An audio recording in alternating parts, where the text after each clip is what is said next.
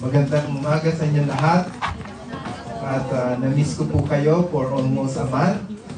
Ang inyo pong lingkod ay pinagpala ng Lord na makalibot sa Pilipinas at kami pong mag-asawa ay magamit sa iba't ibang mga churches. I miss you all and God bless. Amen. Glory to God. So, dadako po tayo at magpapatuloy sa pag-aaral ng salita sa Book of Mark. At nandito po tayo sa chapter 2, verse 22. So, last Sunday, nabanggit na po ito ni Pastor Erson sa kanyang katuruan. At ngayon po, i-blow up detail natin para lalo nating maintindihan.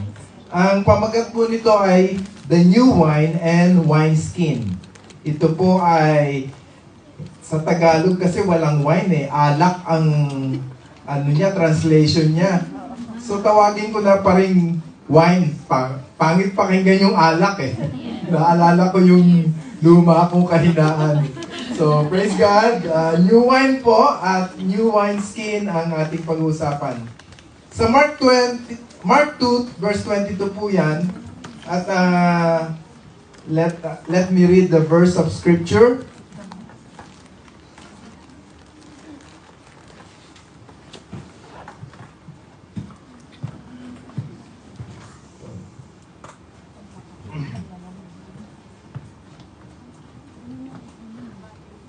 Last Sunday po, si Pastor Erson ay nagturo na when Jesus was questioned about fasting, yung pag-aayuno.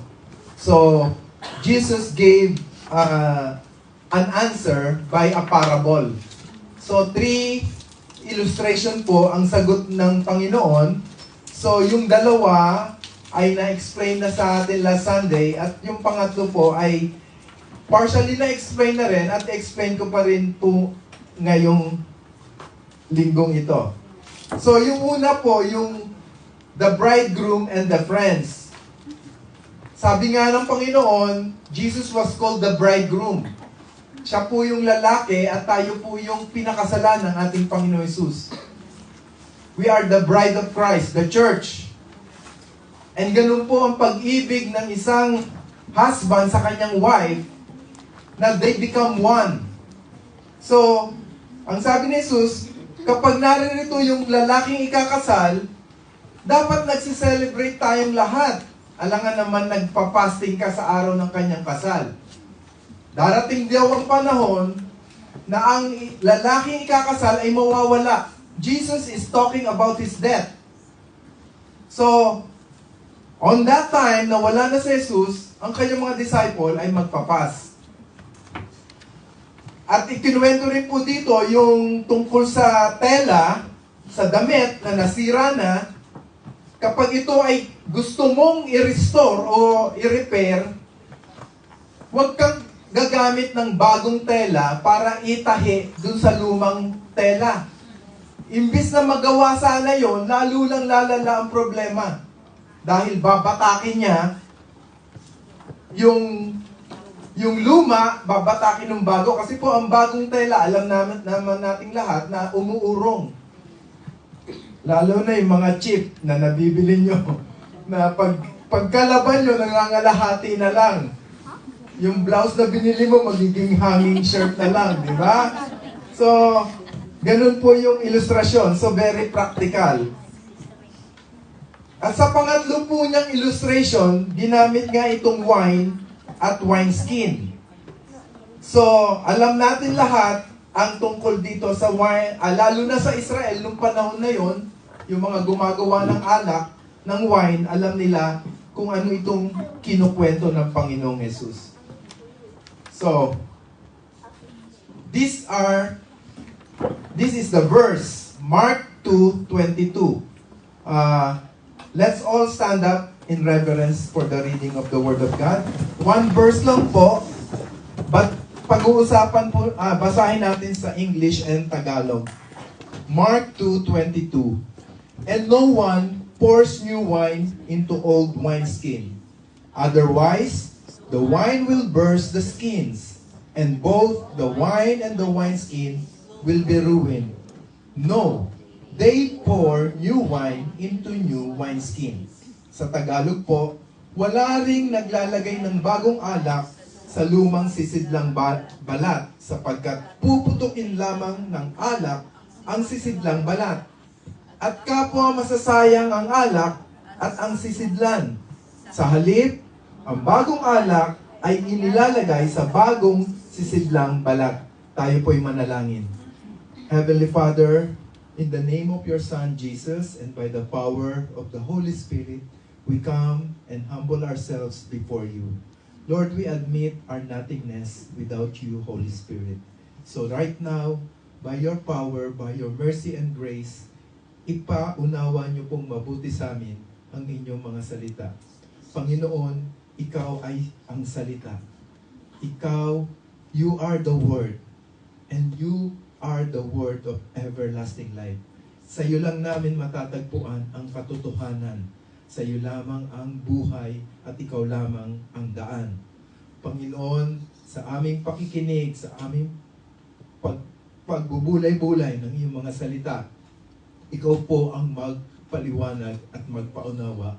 At nang ito ay maitanim sa aming buhay, at ang nais po namin, ang bawat salitang aming natututunan ay mai-apply namin sa aming mga buhay.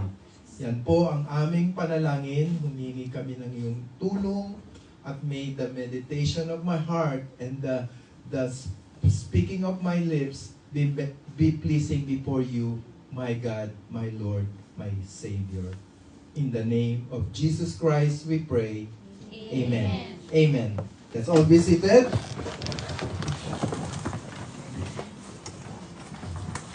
Wine and wineskin.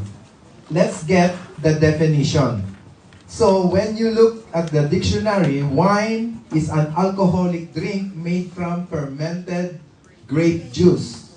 So one of the abundant fruit in Israel is the grapes. Pomegranates, grapes, dates, mga famous yan.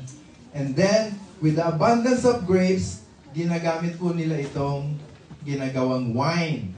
Pineferment, pinipiga yung prutas ng grapes, at ito po ay inilalagay sa mga lalagyan ng kagaya ng wineskin.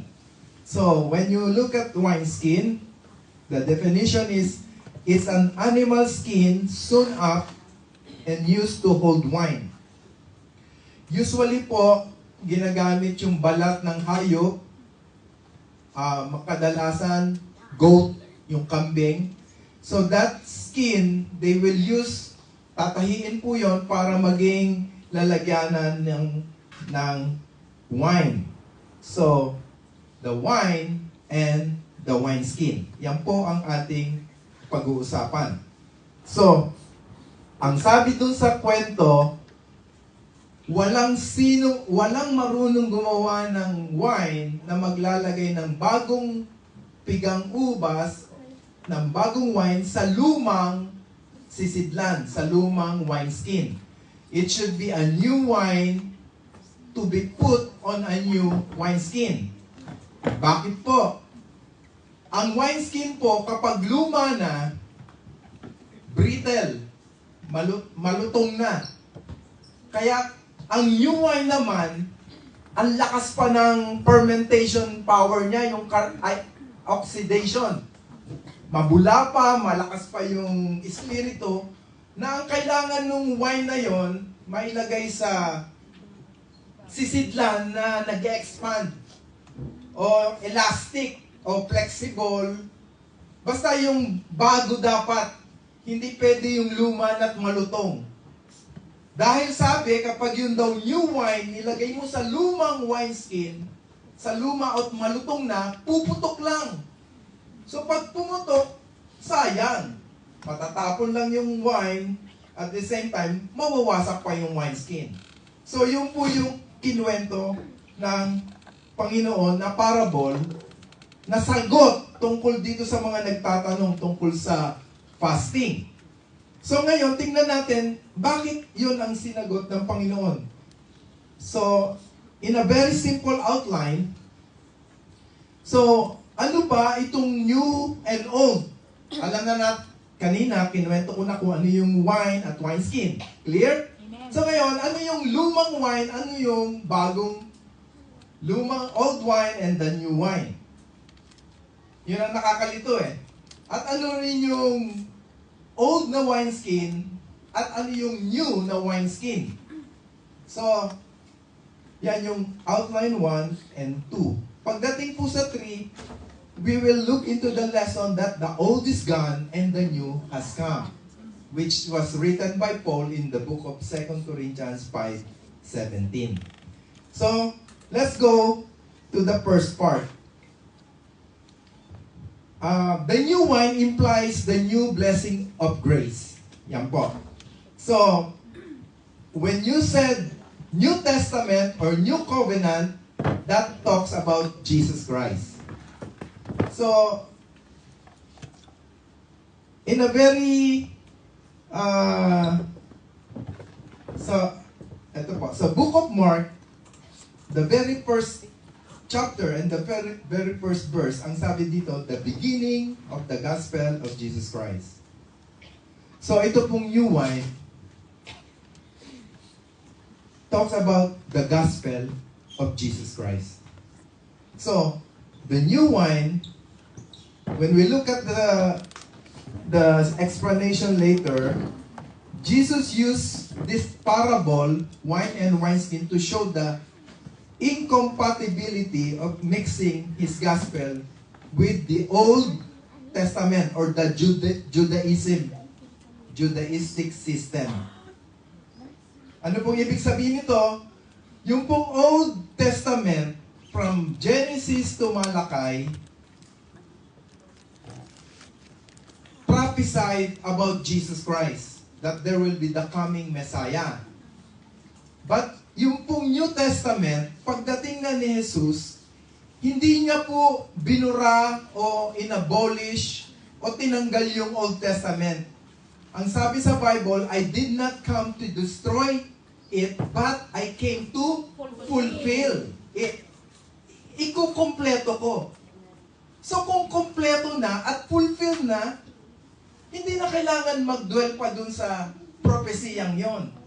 Tama yung mga propesiya, pero hindi na siya applicable. Nandito na yung new wine, or new, the gospel of grace. Yun ang tawag natin. So, ang new wine po is grace, no longer the law.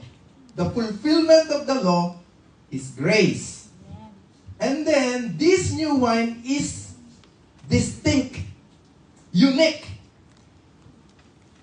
The new one, the gospel of Jesus Christ is unique from all other religions.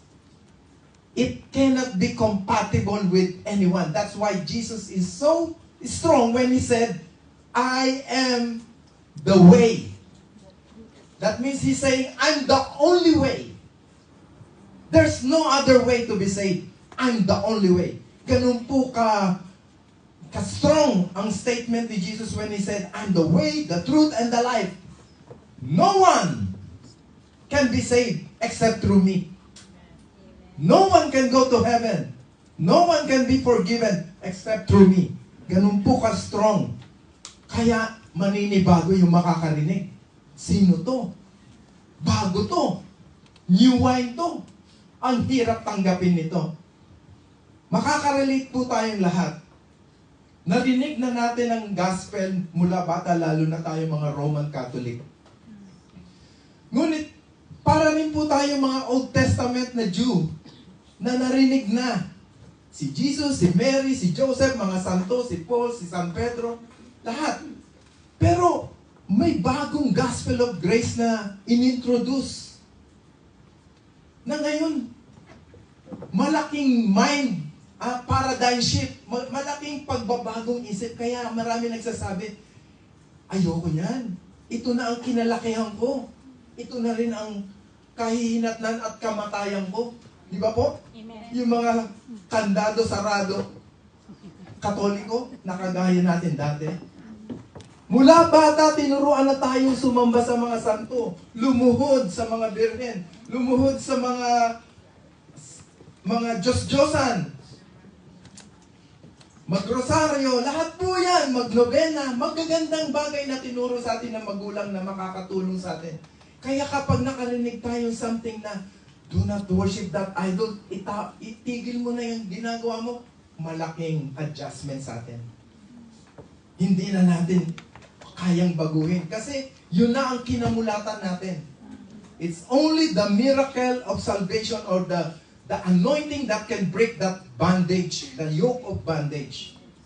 So, mga kapatid, ito pong kinuwento ng Panginoon na ang new wine, kailangan sa new wineskin, relate na relate tayo.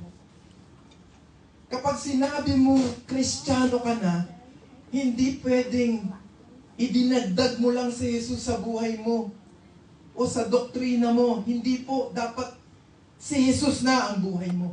Amen. Your new life is in Christ. Amen. Hindi siya addition sa buhay mo, kundi siya na ang buhay mo.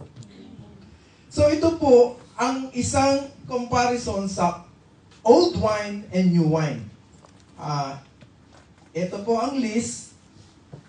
So kung iisa-isahin po natin to, makikita natin ang Old Testament sa New. So sa Old Testament po, when it talks about righteousness, you have to observe the law. You have to be righteous to be pleasing before God. Amen. So, when Jesus came, He said, your righteousness is not enough. He said that even if you become righteous as the Pharisee, He said, unless your righteousness exceed the righteousness of the Pharisee, you cannot enter the kingdom of heaven. So it's impossible. During that time, ang mga Pariseyo na po ang pinaka-righteous. They observe, they fast, they pray, they give tithes. Para kailangan mo pang masobrahan ng righteousness na para maligtas ka? Imposible. Wala nang maliligtas, right? Pero bakit po sinabi ng Panginoong Jesus yung sinabi niyang, unless your righteousness exceed the righteousness of the Pharisee, you cannot enter the kingdom of heaven, ang sabi ni Jesus. Kapag hindi mo nalampasan yung kabanalan, kabutihan, at kagandahang loob ng mga yon. Kagandahang labas pala, hindi loob.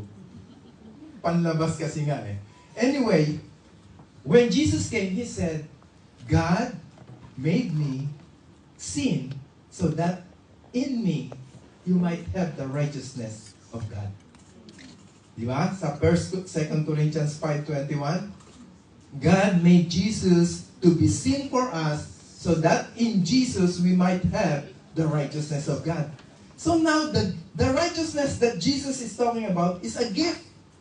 Hindi mo pagtatrabahuhan kung hindi paniniwalaan mo. Amen. Paniniwalaan mo na mahal ka ni Jesus, paniniwalaan mo na namatay siya sa cross para sa kasalanan mo, tatanggapin mo yung ginawa ni Jesus sa cross, at yun ang righteousness mo.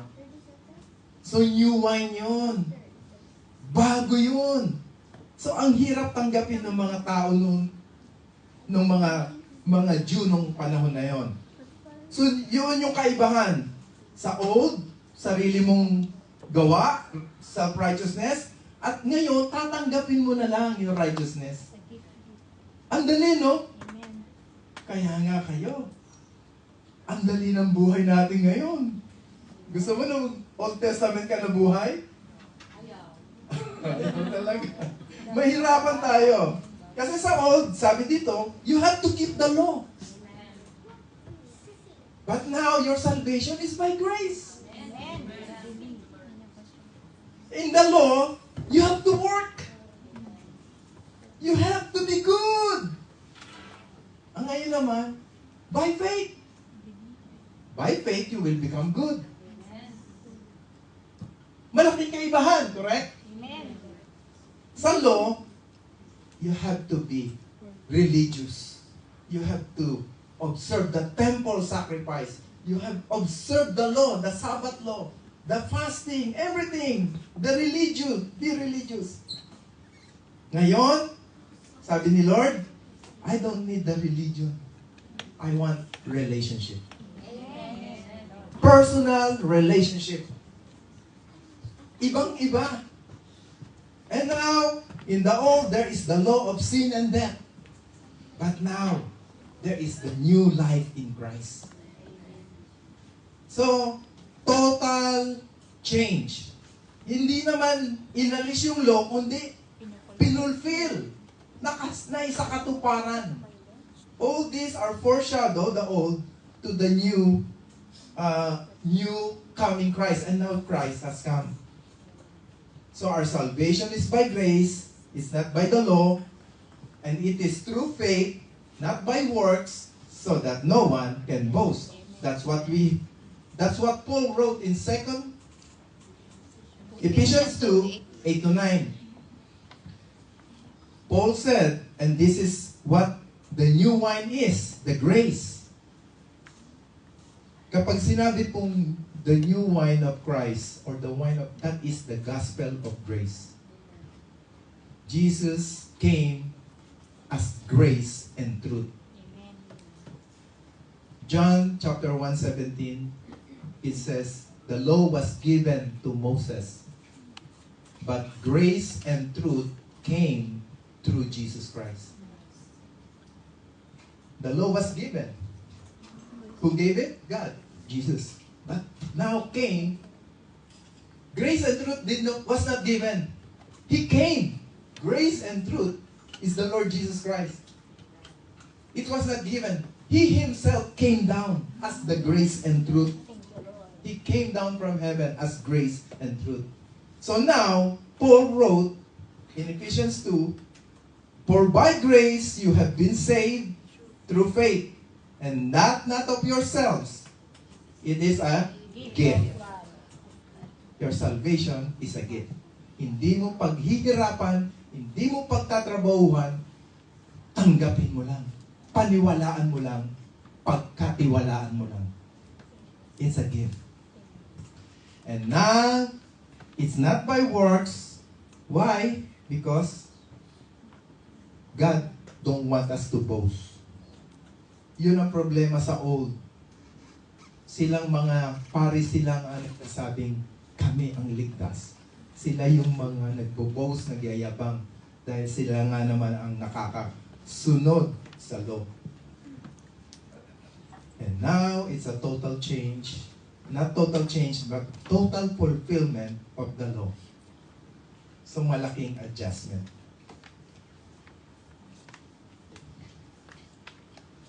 The Bible said that anyone who is in Christ is new. Brand new. Hindi retoke. Ang buhay mo, pag na-convert ka, na born again ka, bago ka na. You are a new, brand new creation. Christian life is not a renovated life, but a new, transformed life in Christ. If anyone is in Christ, he is a new creation. The word creation is something made out of nothing. So, your physical life will be renovated. Your soul will be renewed. But your body will keep old and sick and will die later. But your spirit is new. Born new. You are born again. So, dapat malaman po natin that the gospel of Christ, the new wine, is salvation by grace. It's by being born again. Amen? It's a spiritual thing. It's not physical. So ngayon, alam na natin yung wine. Balikan ko, wine is the gospel of grace. Ayan, recall natin yung madali maintindihan sa chart na to. Correct? Old Testament, you will be saved by your own righteousness, but in the new wine, in the gospel of grace, it is a gift of righteousness. In the Old Testament, you have to keep the law. You have to be forgiven of sin, you have to sacrifice an animal. But in the new, in Christ, you will be saved by grace. Grace means unmerited favor. Something given to you that you do not deserve. Undeserving ka. Kasi makasalanan ka eh. But still, because of the great love of God, He saved you. He died on the cross for you. So, once you believe that Jesus died for you and you receive His forgiveness, it is by faith. Hindi ka magpapapako sa cross. Hindi ka gaya noon. You have to stop to do to be saved. Now it's through faith. And then it's not religion. It has to be personal relationship.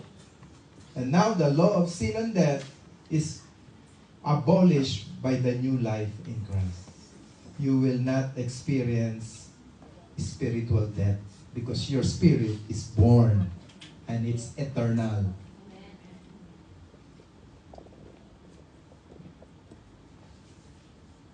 So let's go to the wineskin. What is the wineskin? The Bible said that if you are born again, kahit hindi sa Bible, kapag po pinanganak ang isang tao, kailangan niya ng pamilya. Diba? Sa ospital, pag nanganak yung may baby dun sa, ang tawag dun, nursery, nandun yung nanay at tatay, titignan nila yung bago nilang baby. Wow, ang cute-cute ng baby ko. Ano? Tapos, sige, bye-bye. Uwi na kami. Umuwi na sila, iniwan yung baby. Hindi pwede yun. Dapat dali nila yung baby sa bahay at sa pamilya nila. Hindi kasi mabubuhay yung baby sa kalsada o mag-isa. He needs a family. So, the Bible said that we all know that new converts need new environment. A place to grow. Kaya yun po yung new wine kailangan sa new wineskin. Kung nakilala mo na yung grace ni God, tapos nagpapatuloy ka pa rin dun sa maling church o maling katuruan, hindi ka mag-grow. Kailangan lumipat ka sa bagong environment, sa bago ring wineskin. Kasi pag pinilit mo pa rin doon sa luma mong ginagawa at luma mong nakasanayan, walang growth na mangyayari at sabi nga, puputok, sasabog lang yung wineskin, pati pa yung yung wine, natapon, nawala, nasayang. So, we need a new place to grow, a new environment, a new wineskin. So, when you talk about wineskin, it's not really a place, but it is a spiritual place. Spiritual place, parang mahirap makita. But in the book of Acts, it talks about the new wineskin or the new activities of the church. Kasi po sa book of Acts, alam nating lahat, sa chapter 2 nun, doon po ipinanganak yung church. Sa Old Testament, wala pa po yung church. May mga temple, may mga sacrifices, pero wala pa yung mga group of believers that was called out of darkness into the marvelous light na nagtitipon-tipon na ganito. So sa book of Acts po nagsimula yon. So let's look at the verse in the book of Acts, chapter 2:42.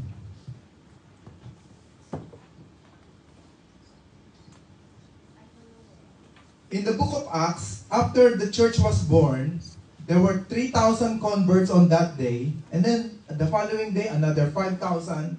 Grabe po yung pagdami ng mga mananampalataya. So ngayon, dinescribe dito ni Luke as author of the book of Acts. He described what's their activity. Wala naman temple na pinupuntahan. Wala ring church na pinupuntahan. Nandun lang sila sa mga bahay-bahay. Nandun lang sila kung saan-saan sila pero ito yung ginagawa nila. So they found out that we don't need a physical temple or a physical place that God is dwelling there because they believe that God is dwelling in each one of them. In the book of Acts, the Holy Spirit came down and He sat on each one of the believers. Hindi po isang Holy Spirit na malaki na pinaghati-hatian ng bawat believer. Ang sabi doon, the Spirit sat on each one of them. So tayo po ngayon, bawat isa sa atin, may Diyos Espiritu Santo na nananahan sa bawat isa. Amen. Hindi tayo naghahati-hati. Paano kung ang laki ng parting ni Pastor Erso o ako doon sa hospital? Pag wala na kami dito, kukunti na lang ba yung sa inyo? Hindi. Kaya nga po, may sinabi si Jesus noon na, it is better for me to go away so that when I go away, the Holy Spirit will come. It is to your advantage that the Spirit is with you. Noong una, parang ang labo noon, sabi ng mga disciples, huwag kang umalis, ikaw ang gusto namin. Pero sabi ni Jesus, hindi. Huwag kayo madamot. It is better for everyone that the Holy Spirit, my Spirit will be with you. Tingnan nyo nga po ang sitwasyon. Kung si Jesus ay ngayon ay physical pa rin na tao.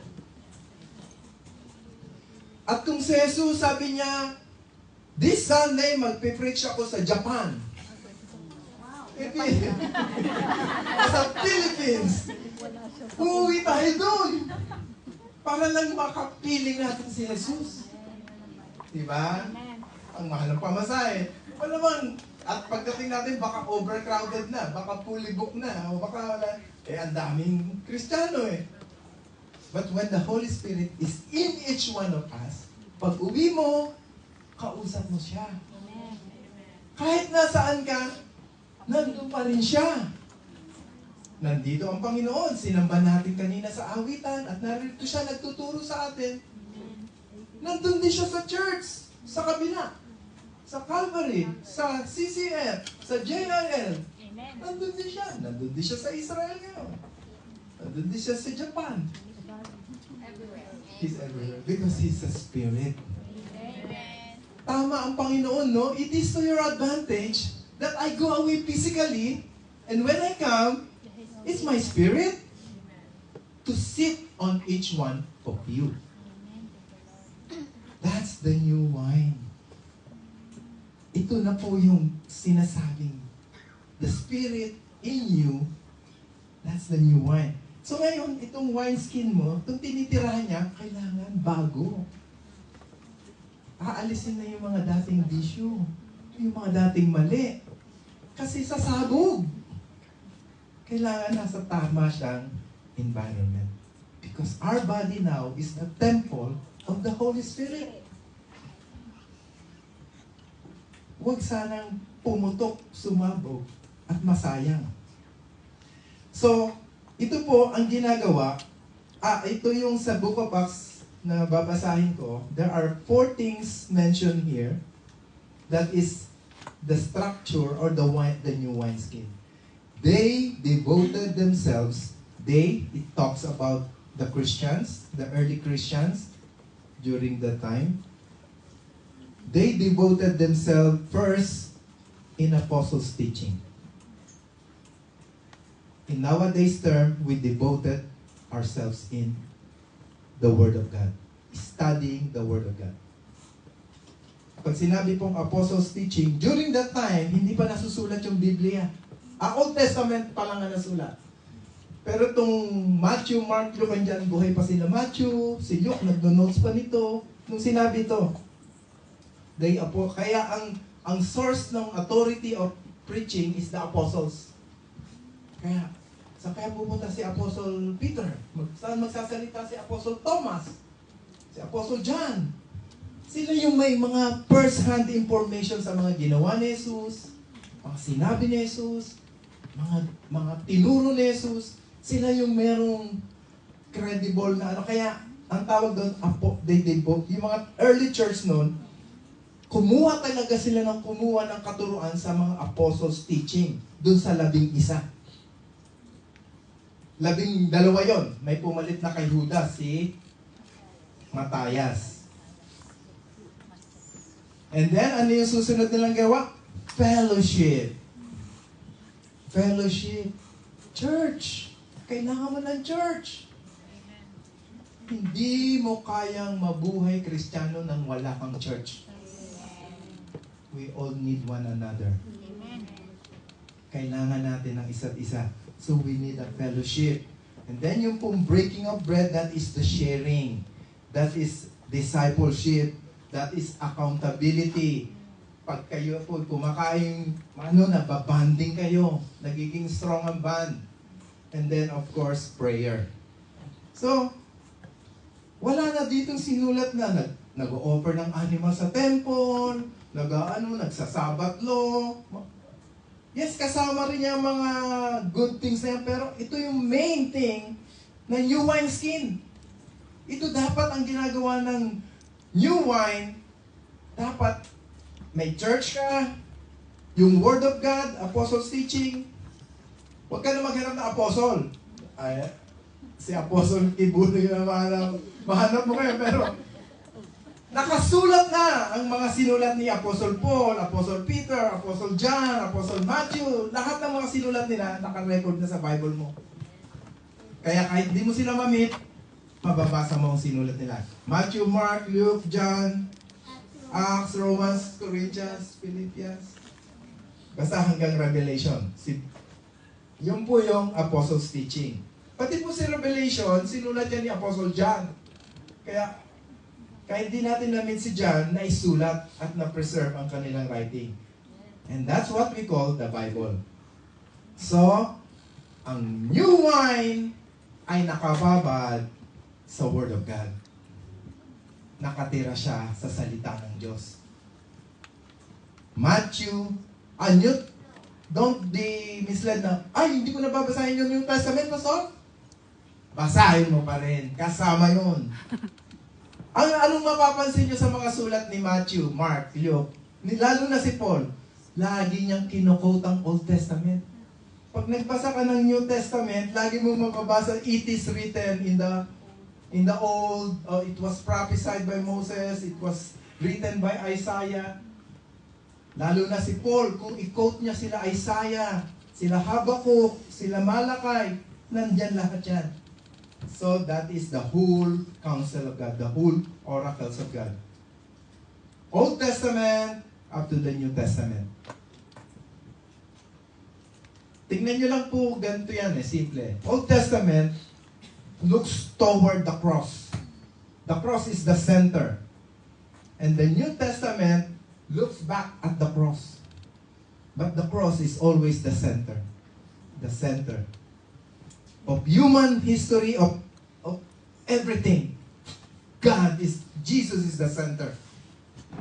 Kahit nga hindi mga believer, di ba gumagamit ng year BC, before Christ. Ngayon, AD, Anno Domini, Year of the Lord. So, Christ is always the center. And He is the new wine. Ito yung tinuturo niya. Pagdating ko, dapat mawala na yung luma. Hindi niya sinabing mali yung luma, pero huwag ka nang mag-dwell sa luma.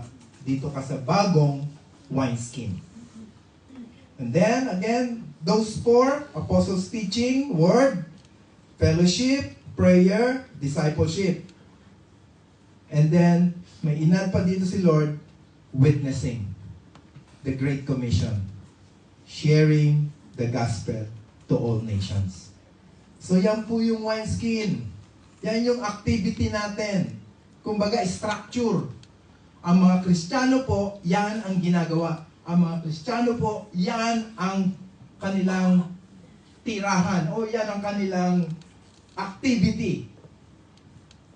Word, fellowship, prayer, discipleship, witnessing. Amen?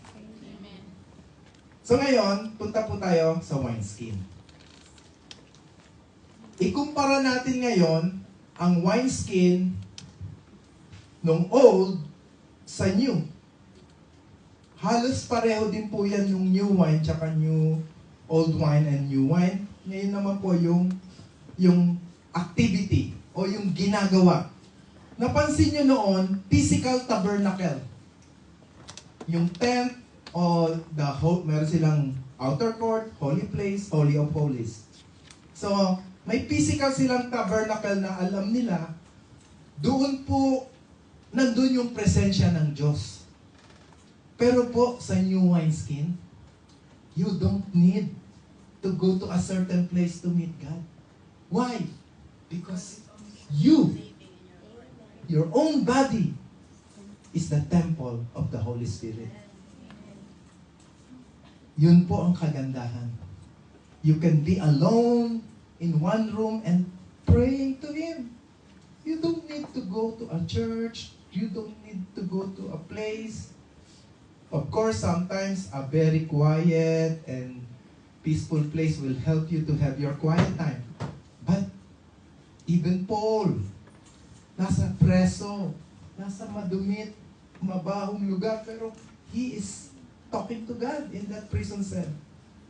Because we are the temple of the Holy Spirit. Another thing is temple worship.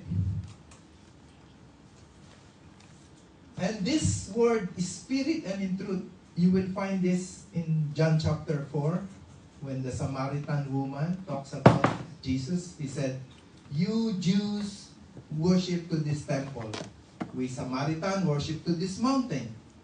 And Jesus said, No. Jesus said, "The time will come, and now has come, that they who worship God will worship where? Not in a place. Yes. We will worship in spirit and in truth." Is that a place? No. That means, mabuhay ka. Ang Diyos ay Espiritu, pwede mo siyang sambahin, at sambahin mo siya sa katotohanan. Hindi ka plastic, hipokrito, o kung ano-anong tinatago. Totoo ka sa harapan niya. Worship God in spirit and in truth. Napakaganda po, no? Na sa panahon ngayon, in the new wineskin, we are not bounded by a place, by a certain time. We can worship God anywhere, anytime. Because He is a spirit. As long as we're living in truth, in the Word, we can worship God. And then, ito pong old, yung puro external ang ceremony. Puro po panlabas. Yun po ang katangian ng relihiyon. Religion is defined as human effort to be pleasing before God. So all kinds of religion is human effort. But in Christ, God looks at the heart. He's not looking at your outward appearance, outward performance. He's looking at your heart. God looks at the heart. That's why in the old, there is the circumcision of the flesh. Circumcision. But in the new, it's the circumcision of the heart. In the Old Testament, especially the Pharisees, the religious leaders, they always perform to get applause from men. The approval of men. But we Christian, even when we are not appreciated, di ba po? You will see some Christian, glory to God, I have an audience of one.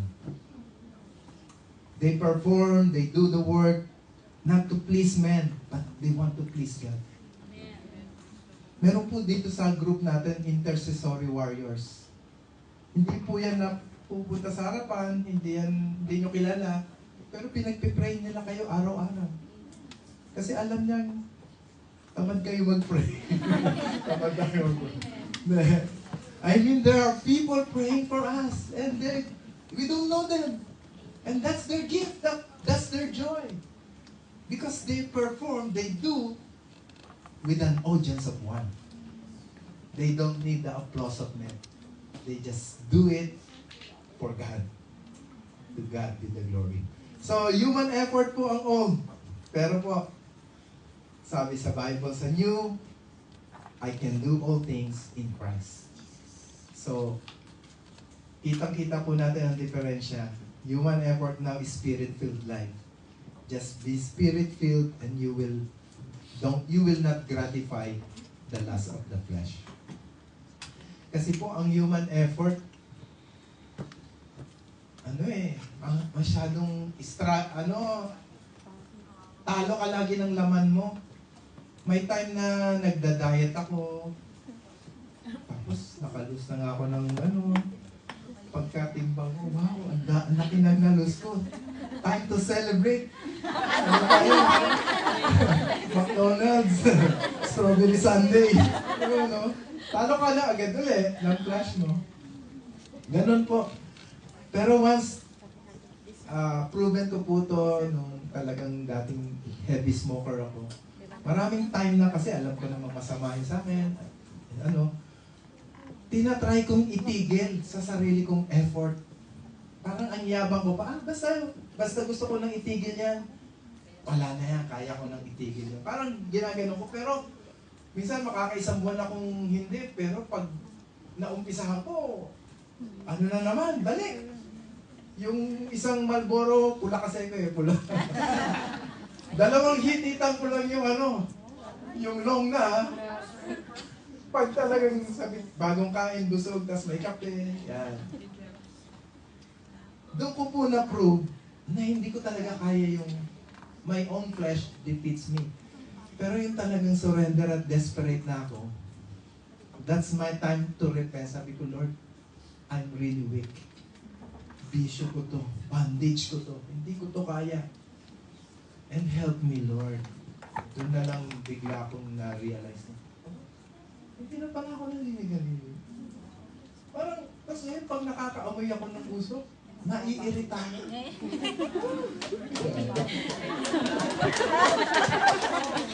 Pero imposible yun kung sarili ko. Correct? If you do it by your own flesh, imposible. I'm just giving glory to God because the new wineskin and the new wine is really a lot greater than the old. Praise God. We are part of the new. Amen. We have the new wine. So you have the new wine, kailangan mo na talagang pumunta sa tamang wineskin. Iwanan na yung luma. Puputok at sayang lang. Ito po, sabi dito, Jesus is not an addition to your life. Jesus is your new life. Lagi kong na-share yung nakilala kong Indian na religious siya. Ang dami niya talagang mga santo. Tapos nung pinakilala namin sa kanya si Jesus, nag-share kami ng gospel. Sabi niya, wow, He is a wonderful God. God pa tawag niya. He is a wonderful God. So, maya-maya, bumili siya ng estatwa ni Jesus. Tapos, pag-uwi niya sa bahay, nilagay niya dun sa sabi pa niya, sa front row daw. Ang dami niya mga iba-ibang gods dun. Inad niya. Tama ba yun? Kaya sabi, Jesus is not an addition to your life.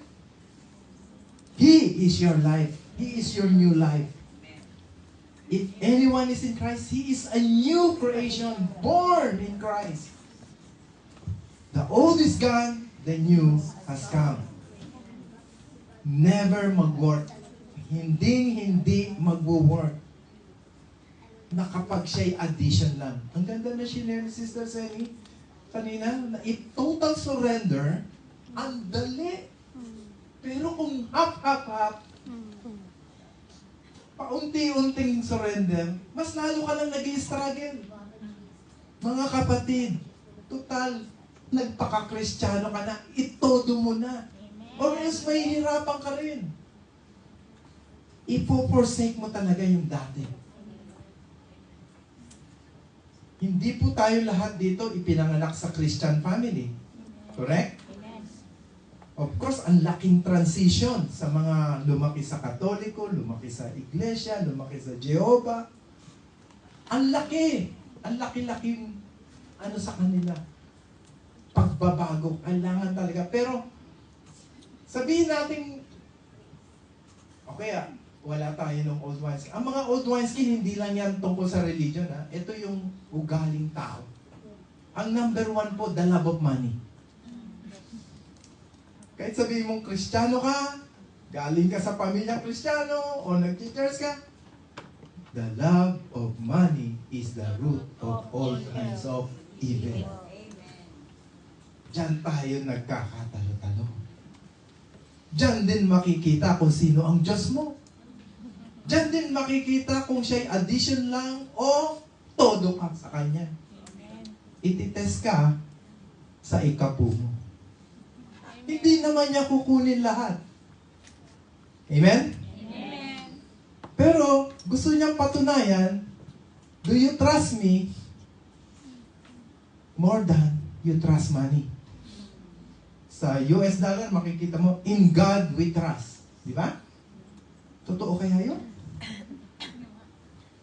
Pero, sa totoo lang, they trust on that money. They trust the money. Pagdating po sa ikapo, hindi naman po after si God sa iyong pera. He's after you so that He will take you away from the love of money.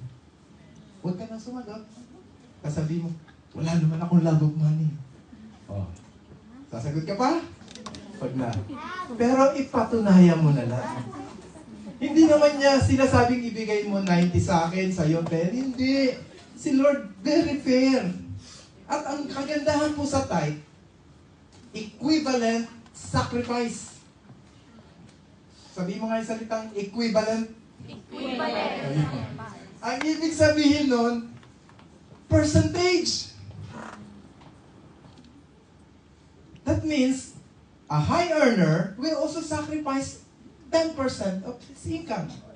A low earner will also sacrifice a bit, a little, but it's also same value. 10% din. Ang galing ng Lord, no?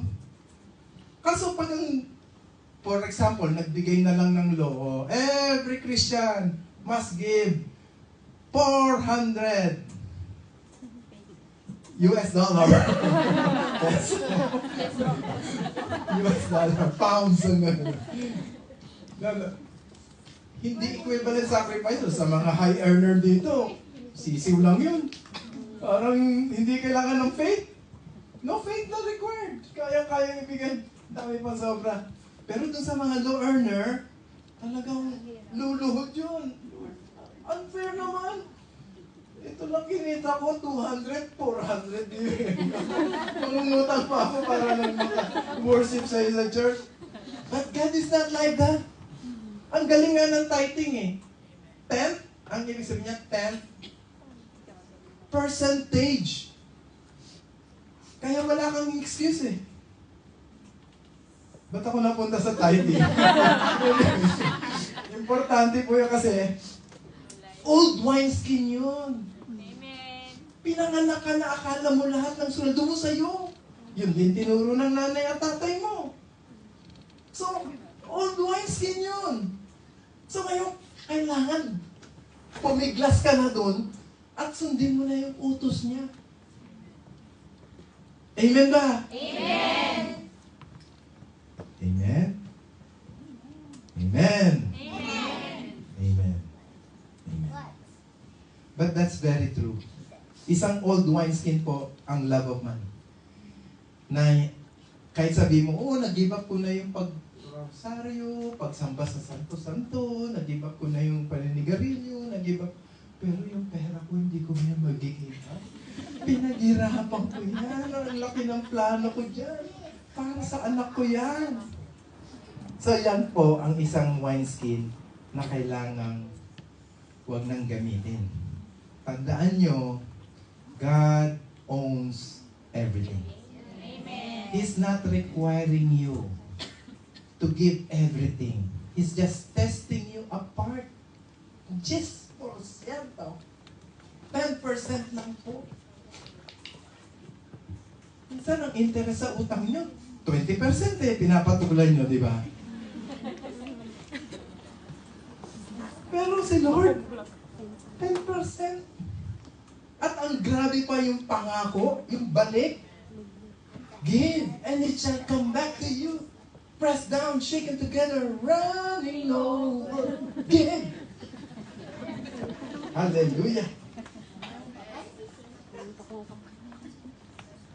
So yun po ang isang wineskin na kailangang mawala. So, the love of money. Tuloy natin.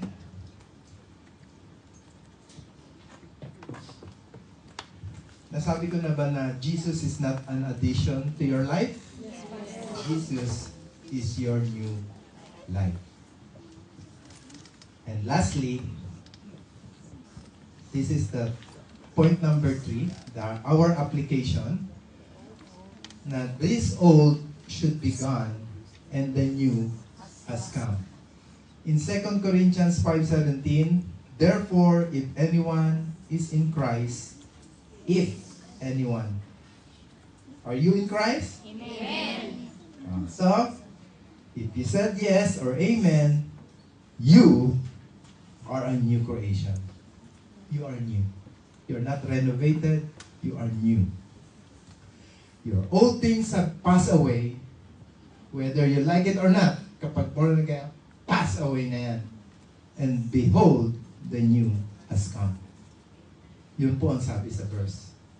So, once the old things have passed away, that means you don't need to go back and return. Tuloy-tuloy na po. Sabi nga, ang nag-aararo daw, pag tumitingin sa likod, bako-bako ang araro niya. Pero kung naka-straight lang siya sa kanyang patutunguhan, maayos. So, ang sinasabi po dito, na naka-receive ka na ng Jesus wine, you have to be in Jesus wineskin. Kapag hindi po ito nangyari, meron pong mga nangyayaring ganito. False application. So anong tama? Ang new wine or Jesus wine is the gospel of Jesus, must be in Jesus church or Jesus kingdom or Jesus wineskin. Ano yon? Word of God, fellowship, discipleship, prayer, witnessing. Okay? Yun yung ginagawa. Kasi po, pag iba, ito ang mga danger.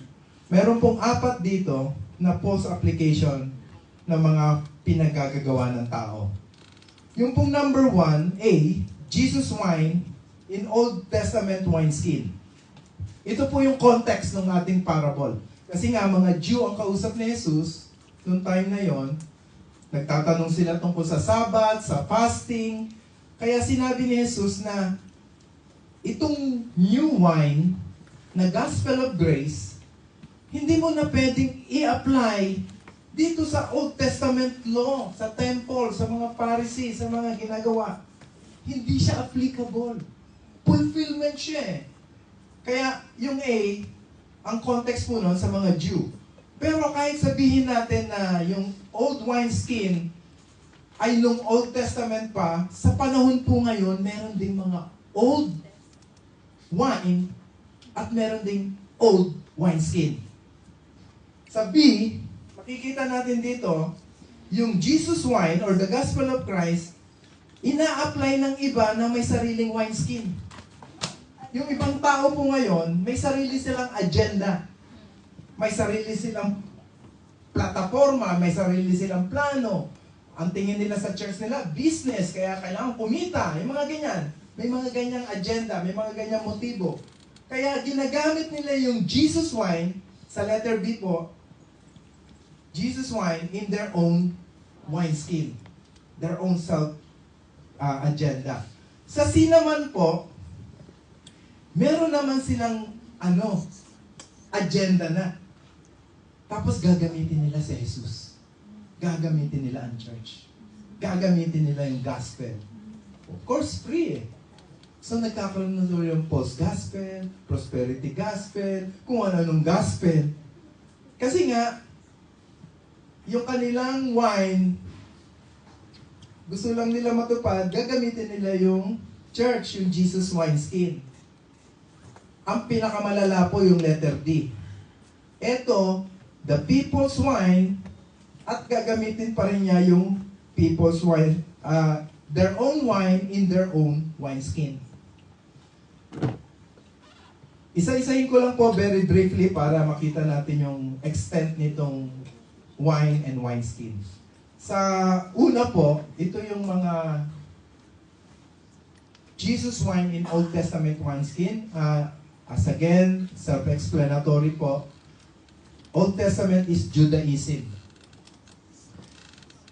Ang mga Jew po, naniniwala yan sa God na pinaniniwalaan natin. Same God. The God of Abraham, Isaac, and Jacob. That is the God of Israel. That is also our God. But they rejected the Son of God. Yun ang kaibahan. Tayo, naniwala tayo. We were grafted in the salvation because we believe in the gospel of Christ. But they rejected Christ. They crucified their Christ, their Messiah. So, they did not accept the new wine. Ang problema po, noon, may mga Jew na naniwala kay Kristo. Tumanggap. Naniwala sila sa mga sinabi ni Jesus, sa grace, pero hindi nila maiwanan yung temple, yung tradisyon. Tradisyon po, killer. We will see how deadly the tradition is. If you are stick to your tradition, baka yan na magdala sa'yo sa impyerno. May mga ayaw bitawan yung tradition. So, sa Judaism po, may mga na-born again na Jew na gusto pa rin nila mag-offer ng animal sacrifice. Feeling nila yung ginawa ni Jesus kulang. Kaya, nag-offer pa rin sila ng animals para sa forgiveness of their sin. Buti na lang wala ng temple ngayon. Mula nung 70 AD hanggang ngayon, pero dangerous po ngayon, may planong itayo yung third temple. No? Sign of the times yan. So, isang topic na naman po yan pwede natin pag-aralan. The end times or the last of the last days. But anyway, going back to this Old Testament wineskin, yung pong animal sacrifices, hindi na po kailangan. Di ba sabi sa Hebrews that Jesus is the once and for all perfect sacrifice. He is the Lamb of God who was sacrificed once and for all. So, yan ang danger ng mga Jewish na nabuborn again at hindi nila ma-forsake yung kanilang tradisyon. Marami po, mga Kristiyano, mga Katoliko, kagaya namin, nakarinig na ng gospel, na-receive na yung gospel of grace, pero hindi mabitaw-bitawan yung rosaryo. Hindi mabitaw-bitawan yung santo. Talagang mula pa bata, alam niyang doon siya nagtitiwala, doon siya nananalangin. So, yun pong tradition, deadly, delikado. So, relate na relate din po tayo dyan. Kaya kailangan po talaga ang panalangin para ma-break ang mga bandage na yan. Punta tayo sa pangalawa. Ang pangalawa po, Jesus wine, that means the gospel of grace, but they use it on their own program. Yung pong nire-repackage nila yung biblical way na fellowship, prayer, fasting, breaking of bread, discipleship. Ngayon, nadagdagan nila ng entertainment. New Age. May mga seeker-sensitive, they repackage. So sa kakagawa nila nito, nadidilute tuloy. Ayaw na nila i-preach ang repentance. Kasi ayaw nilang ma-offend. Baka mag-alisan niya mga yan. Huwag na natin i-preach yung mga sin, yun ang delikado. Meron silang gustong gospel na i-preach, pero sa kanilang takot, sabi, huwag ka mag-preach ng tithing, pastor. Yung mga tao mo mauubos. Halatang mukhang pera talaga yung mga tao no? Pero ako, alam ko na once you know this truth will set you free. Amen. Di ba? Kaya paunti na lang ang baon sa utang sa atin dito. Kasi nagiging tighter na sila eh. Amen. Ako po, pag may lumapit sa akin, Pastor, may financial problem.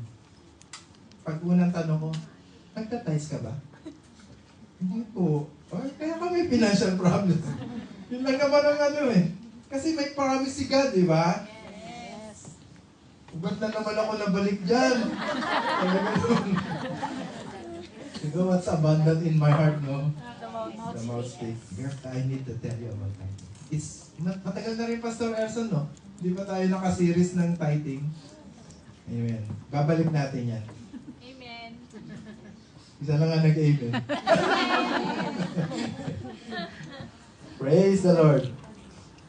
Kaya po itong B, nandyan po yan. Ang dadami niyan. Kasi napaka-easy lang po yung wineskin. Walang rebuking, walang accountability, you can do anything you want. Similar po sa letter C. Ito po, ang letter C naman, they have their own agenda. Meron silang gusto. Meron silang, siguro, yung leader mismo may problema. Kaya ngayon, gagamitin na lang niya yung gospel ni Jesus. Mali yung gospel niya, pero ipapasok niya doon sa church, sa wineskin. Ito po, marami po dito ngayon. May mga churches na nagkakasal ng babae tsaka babae. Anong klaseng church? Christian church pa na lalaki sa lalaki. Kakasal nila. Lalo na sa Amerika. Kasi pag hindi mo raw sila kinasal, isusuka. Kaya buti na lang, dito ako nagpapasal, hindi sa Amerika. Baka pag sa Amerika may pumasok sa akin, kasal mo kami ha? Dalawang lalaki. Pag daw ni-refuse mo sila, isusuka nila na human rights violation. Makukulong yung pastor. Pero marami pong mga church na meron silang sariling wine o sariling gospel, sariling doktrina, ipapasok nila sa church para lang ma-approve ang mga gusto nila. Ano yan? Health, wealth. Popular po yan. Mag-ingat kayo. Hindi po masama na maging healthy at wealthy. Gusto po ni Lord yun. Di ba sabi? I wish above all things that you will prosper and be in good health. 3 John 2. Even as your soul prosper. Analyzin niyo po yung verse na yon. Wish ni God that you prosper in health and in money, financially, materially.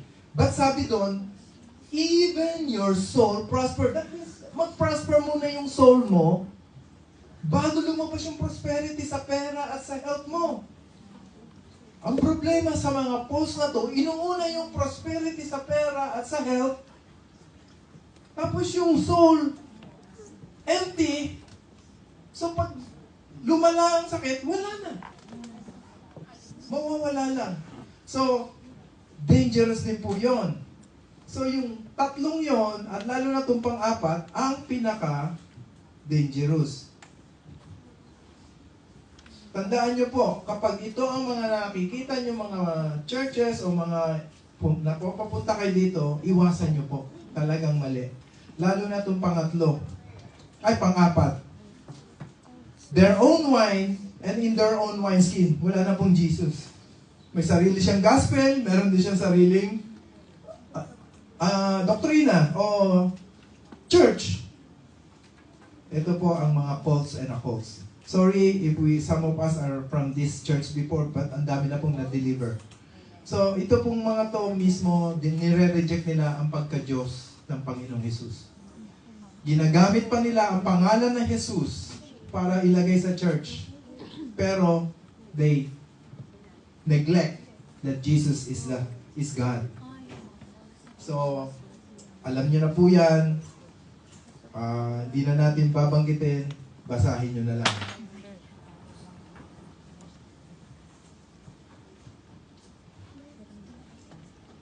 Cults and occults, that means they are using Jesus in their doctrines, but they reject His deity.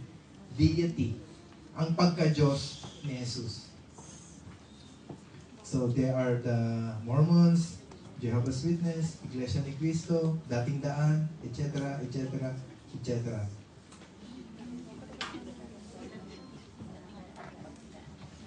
If you have questions about that, may mga Bible study, discipleship training tayo para maintindihan natin. So, summary po ng 4, kunan nyo na lang ng litrato.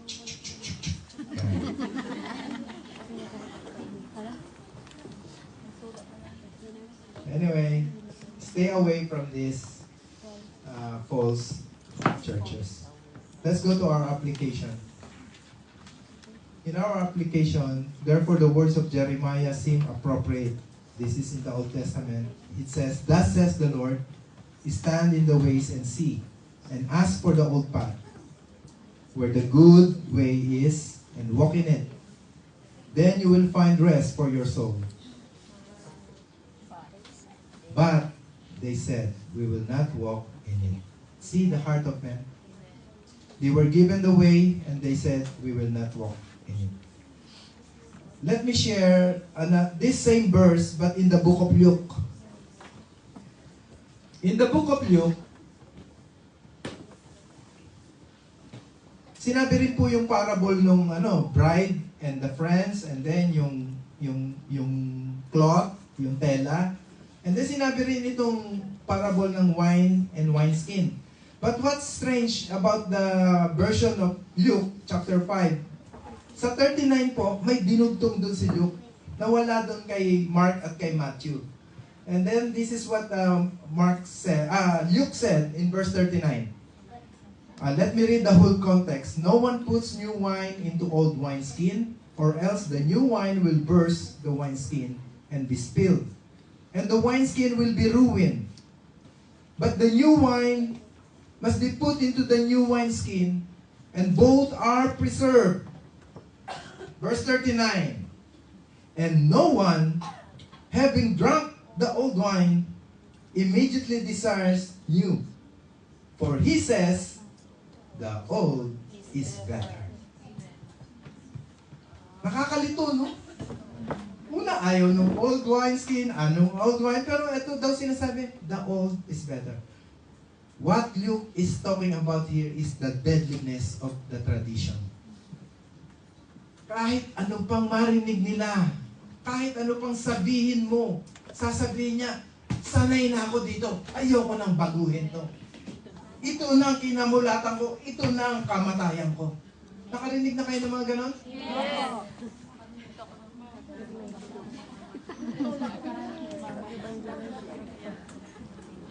No one having drunk the old wine, syempre, sanay na siya doon sa dati niyang ginagawa, and then, immediately desires the new. Kahit narinig niya yung new, o inoferan mo, the gospel of Christ, it is by grace, not by works. Wow, sounds good to be true sa kanila yun. Talaga? Okay, libre, ganyan nakadali, by faith. Tapos sasabihin niya, no. The old is better.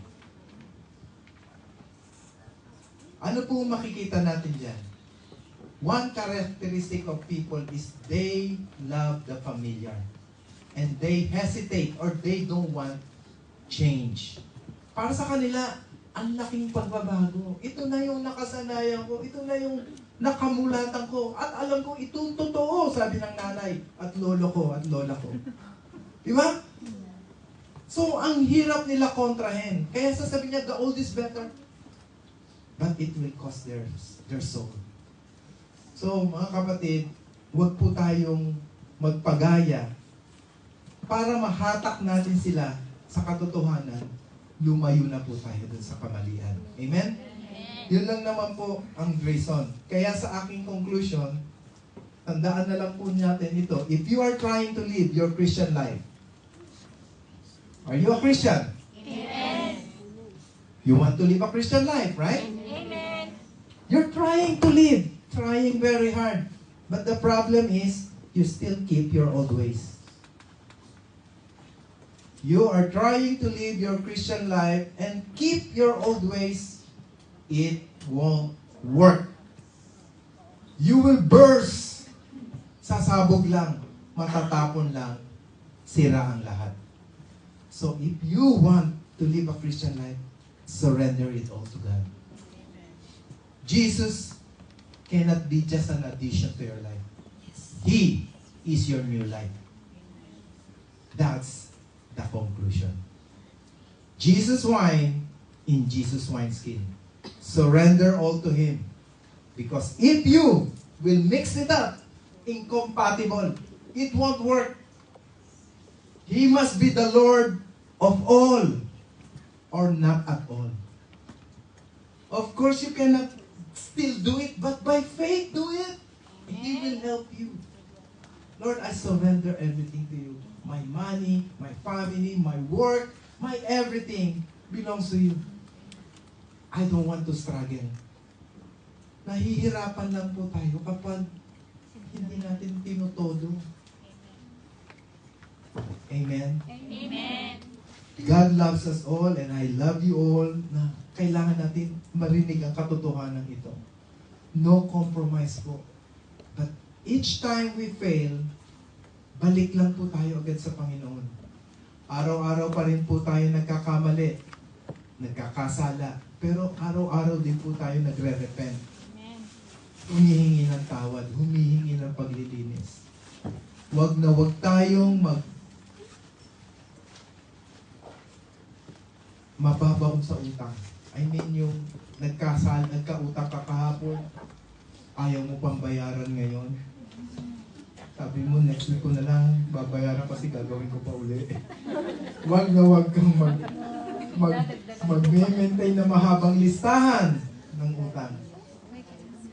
Alam ko po yan na meron kaming tiyangge ni Sari-Sari, Aling Berta Sari-Sari Store. Alam ko po mga kapitbahay namin may mga utang. Nakikita ko sa notebook ng nanay ko. Napapansin ko kapag yung utang 3 page na, nawawala na. Lumilipat na sa ibang baryo. Kaya napapansin ko dito yung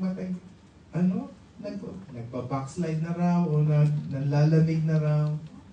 Mga kapatid, don't try to live your life, your Christian life, with those old things still intact. Forsake them. If you are in Christ, you are a new creation. Old things have passed away. Behold, look, the new has come. Amen? Let's all stand up. Praise the Lord. Let's give glory to God.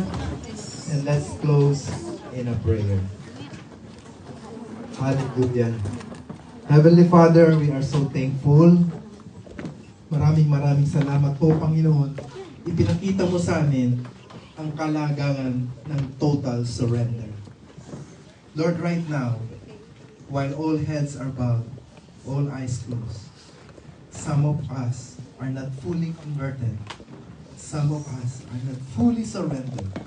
But today, now, this is the time of our salvation. This is the day that the Lord has made. We will rejoice and be glad in it. If you want to surrender your life, your whole life, to the Lordship of Jesus Christ, just say this prayer with me. Heavenly Father, I surrender my life to you. To your Son, Jesus Christ, who died on the cross for my sin. He rose from the dead, ascended back to heaven, and sent the Holy Spirit into my life. I receive you, I believe you as my Lord and my Savior. Come into my heart, Lord Jesus. Be the center of my life. You, Lord Jesus, is now and forevermore my new life. This I pray in Jesus' name. If you prayed that prayer, I believe you are born again. All things have passed away. Look, the new has come. Believe it by faith.